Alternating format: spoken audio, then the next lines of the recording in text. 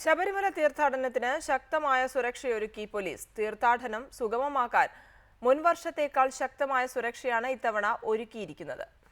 മണ്ഡലകാലം ആരംഭിക്കാൻ ദിവസങ്ങൾ മാത്രം നിലനിൽക്കുകയാണ് പോലീസ് സുരക്ഷാ സംവിധാനങ്ങൾ ശക്തമാക്കിയിരിക്കുന്നത്. ഇതര സംസ്ഥാന അയ്യപ്പന്മാരെ സഹായിക്കാൻ ഇത്തവണ പമ്പ ഹെൽപ്ലൈനും രൂപീകരിച്ചിട്ടുണ്ട്. വെളിച്ചക്കുറവുള്ള ഇടത്താവളങ്ങളിൽ ആധുനിക രീതിയിലുള്ള ലൈറ്റിംഗ് സംവിധാനങ്ങളാണ് ഏർപ്പെടുത്തിയിരിക്കുന്നത്. കോമൺ നമ്പറിലേക്ക് വിളിക്കാവുന്നതാണ്.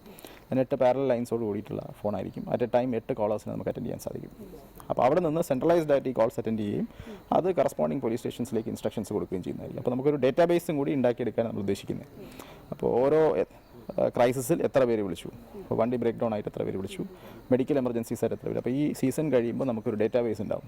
അപ്പോൾ അതിനനുസരിച്ചിട്ടുള്ള സിസ്റ്റംസ് നമുക്ക് നെക്സ്റ്റ് സീസൺ മുതൽ കുറച്ചുകൂടെ സയന്റിഫിക് ആയിട്ട് ബിൽഡ് ചെയ്യാൻ സാധിക്കും. ജില്ലയിലെ പ്രധാന ഇടത്താവളങ്ങളായ നിലയ്ക്കൽ, പന്തളം, ആറന്മുള, കലഞ്ഞൂർ എന്നിവിടങ്ങളിൽ 24 മണിക്കൂർ പോലീസ് കൺട്രോൾ റൂമും പ്രവർത്തിക്കും.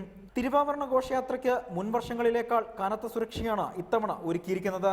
ആൾക്കാരെ വരുന്നവരെ ചുറ്റിപ്പോകാതിരിക്കുന്നതിന് വേണ്ടിയിട്ട് കൃത്യമായിട്ടുള്ള സൈൻ ബോർഡുകൾ വെക്കേണ്ടത് ആവശ്യമാണ്. അപ്പോൾ അത് പോലീസ് കൃത്യമായിട്ടൊന്ന് ലൊക്കേഷൻ ഓഡിറ്റ് നടത്തി PW ഡിപ്പാർട്ട്മെൻറ്റിന് കൊടുത്ത് അത് അവരെ കൊണ്ട് സൈൻ ബോർഡുകൾ വെക്കുന്നതിന് വേണ്ടിയിട്ടുള്ള ഇൻസ്ട്രക്ഷൻ ഇന്നലെ ഡിസ്കഷനിലൂടെ ഉരുത്തിരിഞ്ഞു വന്നൊരു കാര്യമാണ്. അപ്പോൾ അതിൻ്റെ ഫീൽഡ് ഇൻസ്പെക്ഷൻ ഇന്ന് നടക്കും.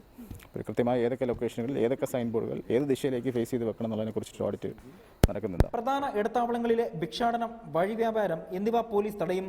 തീർത്ഥാടകരെയും ഉദ്യോഗസ്ഥരെയും കയറ്റുന്ന ട്രാക്ടറുകൾക്കെതിരെയും കടുത്ത നടപടിയാണ് ഉണ്ടാവുക. ട്രാക്ടറുകളിൽ ആളുകളെ കയറ്റുന്നുണ്ടോ എന്ന് പരിശോധിക്കാൻ പമ്പ ഗാർഡ് റൂമിന് മുൻപിൽ 2 പോലീസ് ഉദ്യോഗസ്ഥരെയും നിയോഗിച്ചിട്ടുണ്ട്. റിപ്പോർട്ടർ, പത്തനംതിട്ട.